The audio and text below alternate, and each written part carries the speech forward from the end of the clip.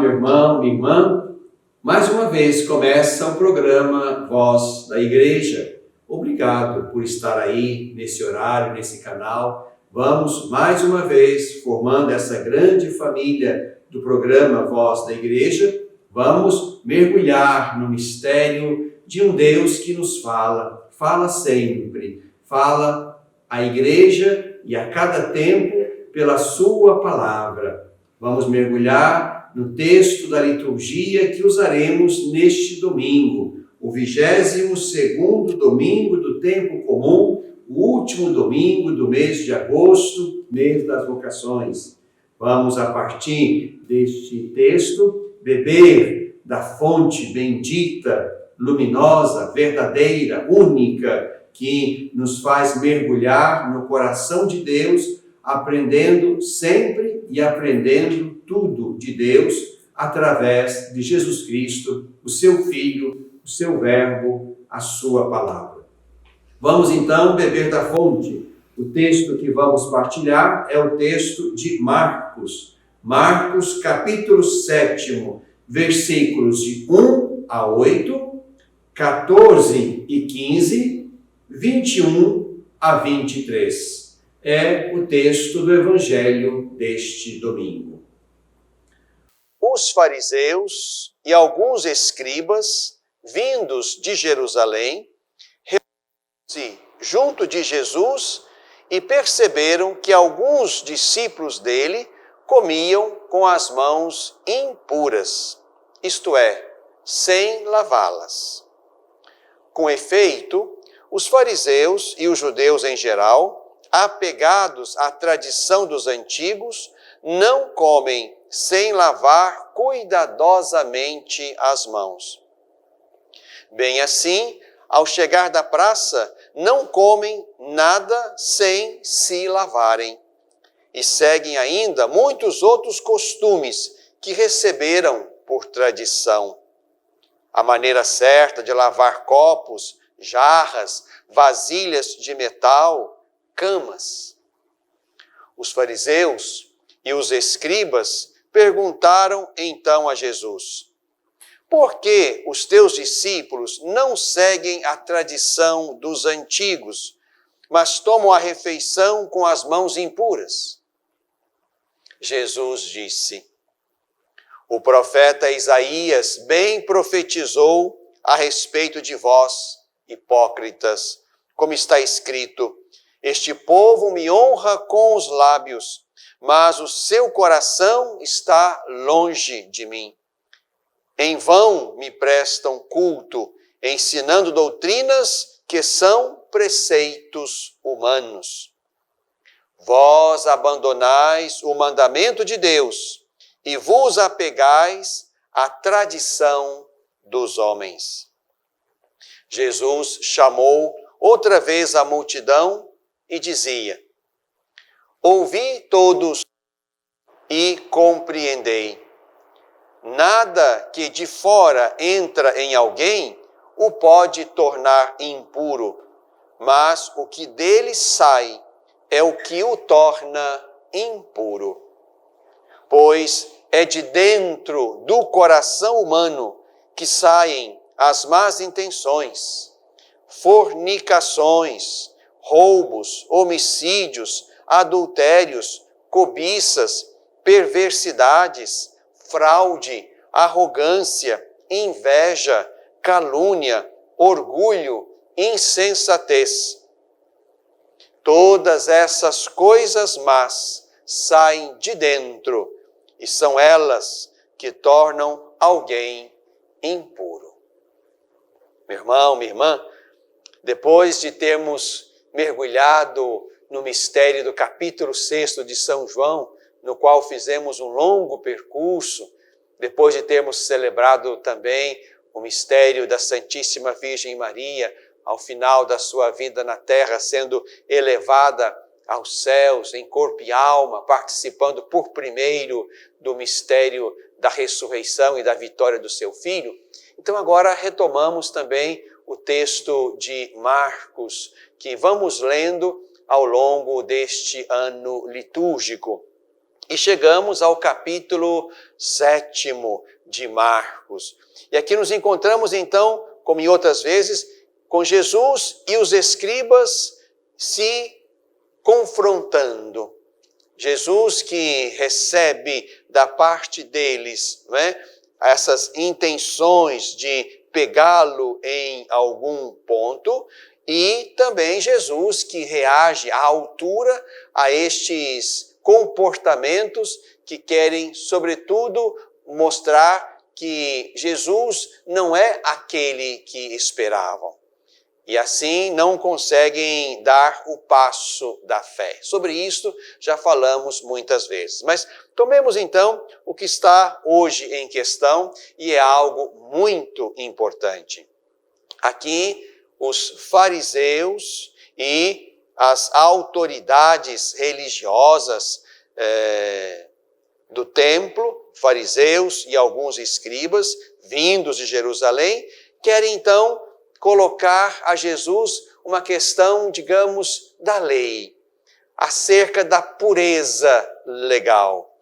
Aqui, o que se está colocando a Jesus é exatamente a questão do lavar ou não lavar as mãos e querendo ligar isto à tradição dos antigos e ao patrimônio da lei que receberam de Deus. Aqui, certamente, há um grande equívoco da parte daqueles fariseus e escribas. Primeiro, o equívoco de colocar no mesmo nível, no mesmo pé de igualdade, a purificação das mãos ou das jarras, vasilhas, camas, copos e os outros preceitos da lei. Os outros elementos da tradição dos antigos.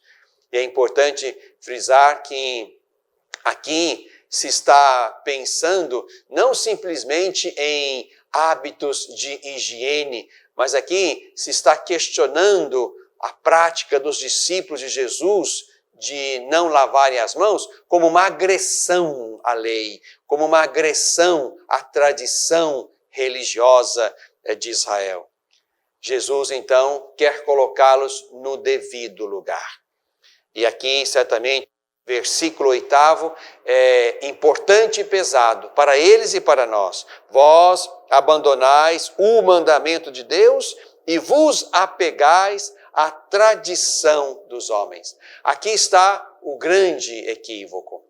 Colocar no nível de cuidados, atenções e higienes humanas, colocar nesse nível também toda a beleza, a exigência, o compromisso da lei de Deus, que quer ser muito mais do que princípios de pureza ou impureza, do que princípios de higiene ou de descuido.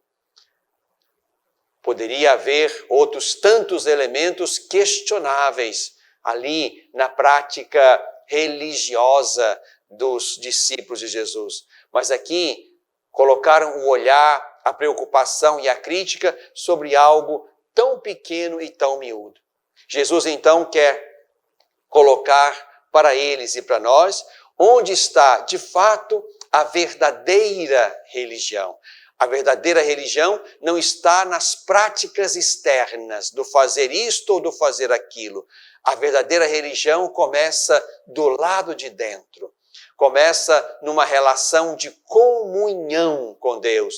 E a partir desta comunhão com Deus, se criam não só novos hábitos, mas também um novo comportamento, uma nova ética, um novo cuidado com a vida e com todos. Jesus remete exatamente para dentro do coração humano, remete para lá a relação fecunda que a religião quer estabelecer a partir de Deus com os irmãos.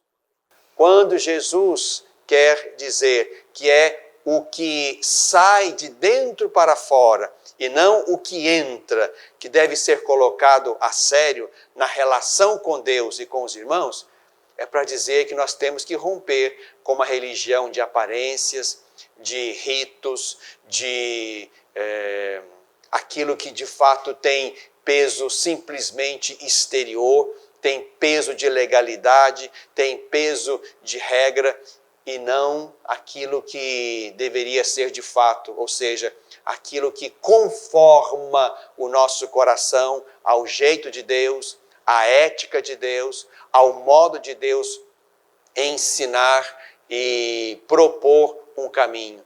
É por aí, meu irmão, minha irmã, que nós temos que ler e interpretar e beber desta fonte bendita. Cuidado para que a nossa religião não seja uma religião de aparências, de exterioridades, de cumprimentos rubricistas, normativos, mas seja uma religião em que, a partir de dentro da minha experiência profunda, pessoal, íntima, com o Senhor, com Deus, com Jesus, nós aprendamos a lidar com as pessoas, com as coisas, com o mundo e, sobretudo, dando testemunho de que estamos construindo nosso caminho, nossa história a partir de Jesus. A nossa religião é um encontro com o Senhor e, a partir desse encontro, damos beleza, sentido e horizonte a tudo que vivemos, fazemos e esperamos no caminho do mundo. Bebemos da fonte.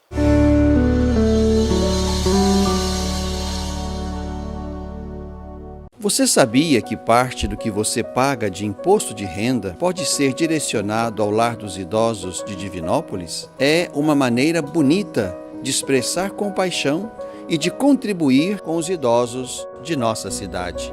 Pergunte ao seu contador ou ligue hoje mesmo para o lar e se informe. É fácil e você destina parte de seu imposto para quem precisa. Lar dos Idosos de Divinópolis. Cuidado e amor na hora certa.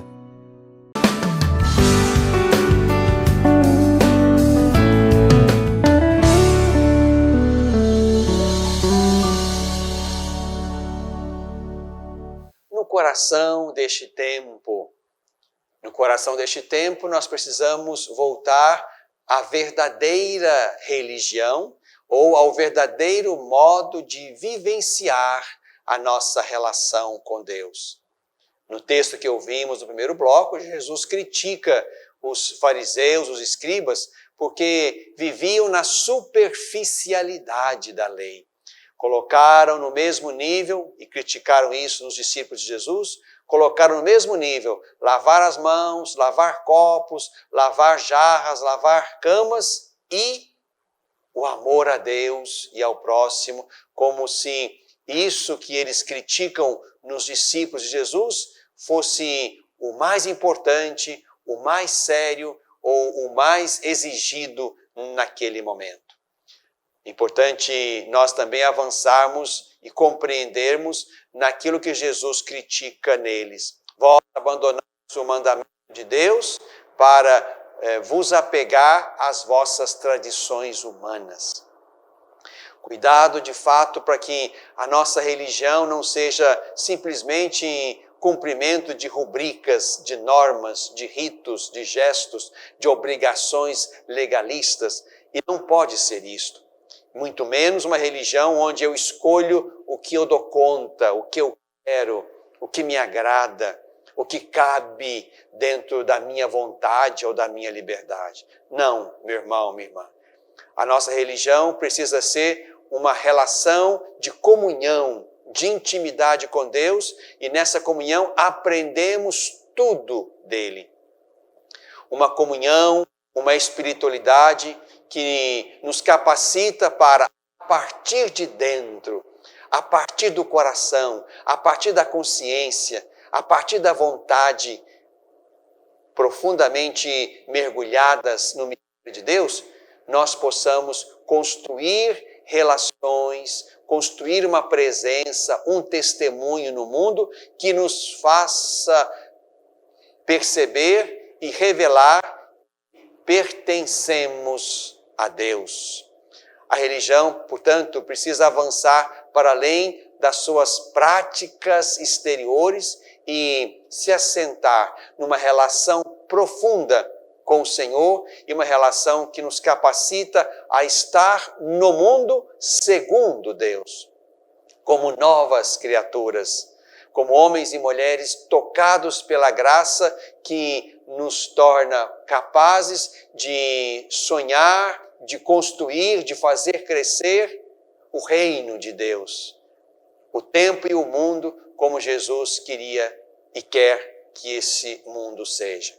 Por isso, meu irmão, minha irmã, acho que é oportuno que neste segundo bloco, inspirados e motivados pela palavra de Jesus, nós possamos mergulhar num pequeno trecho do Papa Francisco, que nos fala das ideologias que mutilam o Evangelho, as ideologias que mutilam o coração do Evangelho. E aqui o Papa nos chama a atenção para 2 erros nocivos no nosso modo de viver a nossa fé, no nosso jeito de encarar o Evangelho e, por que não, no nosso modo de vivenciar a religião. Quero convidar você, portanto, mais uma vez, a mergulhar nesse texto bonito do Papa, a exortação apostólica Gaudete et Exsultate, onde o Papa nos propõe um caminho de santidade. É uma exortação sobre o chamado à santidade no mundo atual. E em certa altura do texto, então, o Papa vai nos chamar a atenção para estes erros, 2 erros que ele chamou de nocivos e erros que comprometem não só a nossa vivência religiosa, mas também comprometem o nosso compromisso com o Evangelho, a nossa compreensão do Evangelho. Por isso, ele vai chamar de ideologias que mutilam o coração do Evangelho.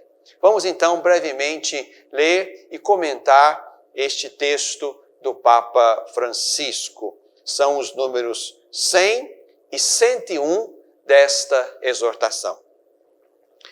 Por um lado, diz o Papa, o erro dos cristãos que separam estas exigências do Evangelho do seu relacionamento pessoal com o Senhor, da união interior com Ele, da graça.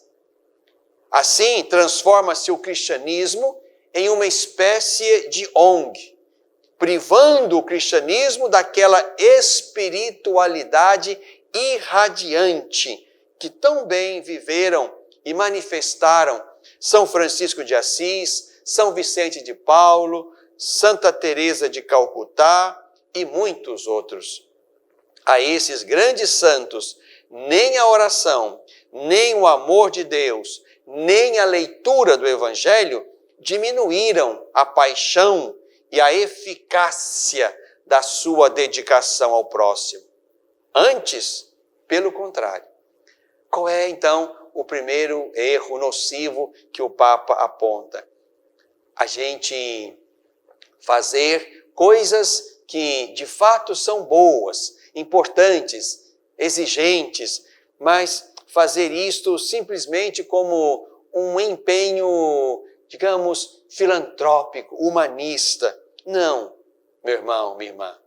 O que nós fazemos, a nossa dedicação às exigências do Evangelho, aos compromissos com aqueles que são os preferidos de Deus, ao nosso empenho de contestar uma situação que afronta o Evangelho, afronta o reino, um discurso que pode, de fato, ir contra o mundo, fazemos isto não porque nós temos uma ideologia pessoal que nos faz pensar assim, ou pensar diferente do que está posto.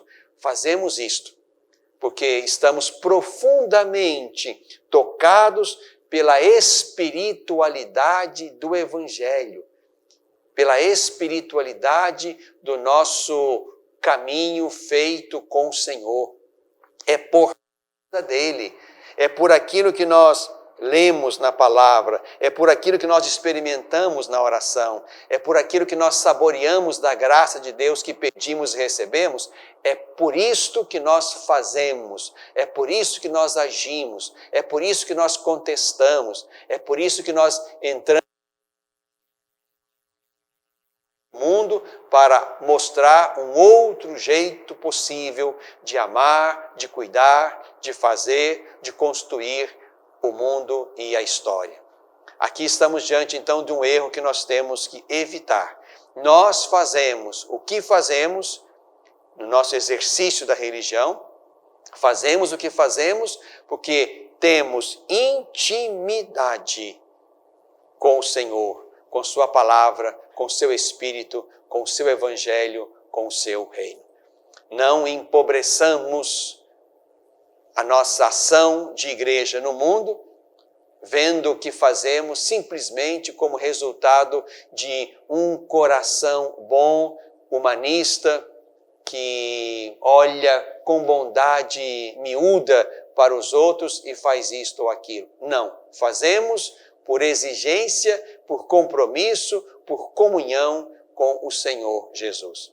Então, digamos, esse é o primeiro erro nocivo que nós temos que evitar, que é separar as exigências do Evangelho com o nosso relacionamento pessoal com o Senhor. Fazemos o que fazemos de bom, de belo, de justo, de exigente, porque temos um relacionamento, temos uma espiritualidade, temos uma comunhão com o Senhor. É Ele que é o motivador, a força que nos estimula a ser e a fazer o que devemos por causa dele e do Evangelho. Mas há um segundo erro também, diz o Papa. Mas é nocivo e ideológico também o erro das pessoas que vivem suspeitando do compromisso social dos outros, considerando esse compromisso algo de superficial, mundano, secularizado, imanentista, comunista, populista, ou então relativizam este compromisso como se houvesse outras coisas mais importantes, como se interessasse apenas uma determinada ética ou um arrazoado que eles defendem. Não podemos nos privar, meu irmão, minha irmã, por causa de Jesus e da nossa fé nele, não podemos nos privar dos nossos compromissos sociais. E os nossos compromissos sociais não estão ligados a este ou aquele partido, à direita ou à esquerda, mas o nosso compromisso social está ligado com o nosso vínculo essencial com Jesus, com o seu Evangelho e com o seu reino. Assim, não podemos criticar aqueles que, por causa de Jesus, estão empenhados, enfronhados nas tramas, nos conflitos do mundo, para que ali, no meio da obscuridade, da injustiça, do mal instalado, possam ser presença luminosa de Jesus. Não dá para pensar uma fé que se ocupe simplesmente de ritos, de orações, de intimismos. A nossa fé em Jesus Cristo, a nossa vivência religiosa na Igreja Católica precisa sempre mais estimular uma presença efetiva dos discípulos de Jesus ali, nos lugares e nos ambientes onde o Evangelho ainda não foi definitivamente posto, onde o reino não chegou como poderia ter chegado, de modo que os discípulos sejam, pela sua presença, pelo seu compromisso social, sejam de fato luz no mundo, sal da terra, fermento na massa. Mas lembremos-nos de fazer isto pela fé que temos e não por outro motivo ou por outra ideologia. No coração deste tempo.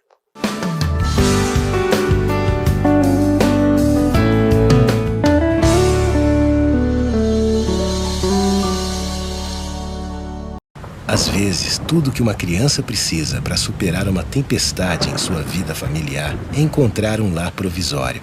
Uma família que a acolha por um tempo, enquanto sua própria família se reestrutura para recebê-la de novo. Essa é a proposta do Serviço Família Acolhedora. Transformar as dificuldades de hoje em possibilidades de futuro. Serviço Família Acolhedora. A tempestade passa, a vida continua. Participe e faça a diferença.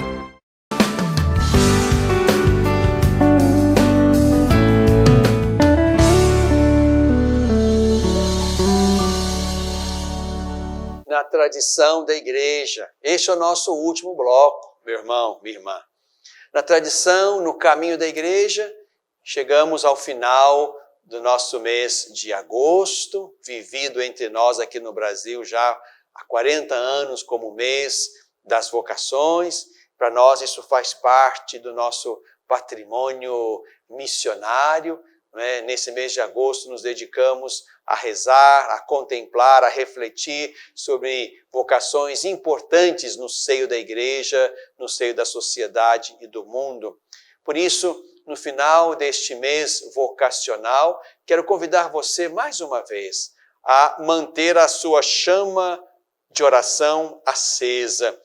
E essa chama de oração seja também o seu pedido cotidiano para que haja sempre e muitos e bons ministros ordenados, que a sua chama da oração permanente possa ajudar a santificar as famílias, os pais, os filhos, os lares. A sua chama de oração possa ajudar a multiplicar também os religiosos e religiosas, homens e mulheres que se dedicam a uma vivência mais radical do Evangelho, a partir dos conselhos evangélicos e da vida comunitária. Que a sua oração possa suscitar sempre mais agentes, lideranças, homens e mulheres, leigos e leigas, para, sobretudo, o ministério de fazer crescer na fé e aprofundar no caminho da fé. Esta é uma vocação importante que não pode faltar também na igreja ao longo do seu caminho. Então, vamos rezar mais uma vez a oração vocacional, pedindo ao Senhor da Messe que envie para este tempo o que o nosso tempo precisa, a partir das muitas possibilidades e estados de vida, que o Senhor Deus nos visite e nos dê a graça de muitas e boas vocações para o serviço na igreja, para as famílias, para a vida religiosa, para os serviços na comunidade. Vamos rezar, então, como aprendemos na tradição da igreja. Senhor da Messe e pastor do rebanho, fazei ressoar em nossos corações vosso forte e suave convite. Vem e segue-me. Derramai sobre nós o vosso Espírito, que ele nos dê sabedoria para ver o caminho, generosidade para seguir a vossa voz. Despertai nas nossas comunidades o espírito da missão. Ensinai nossa vida a ser serviço. Fortalecei os que querem dedicar-se ao reino na vida consagrada e religiosa. Sustentai a fidelidade dos nossos bispos, padres, diáconos e ministros. Dai perseverança aos nossos seminaristas. Despertai no coração de nossos jovens para o ministério pastoral em vossa igreja. Despertai o coração de nossos jovens para o ministério pastoral em vossa igreja. Senhor, chamai-nos para o serviço do vosso povo. Maria, Mãe da Igreja, modelo dos servidores do Evangelho, ajudai-nos a responder sim. Amém. Na tradição da Igreja.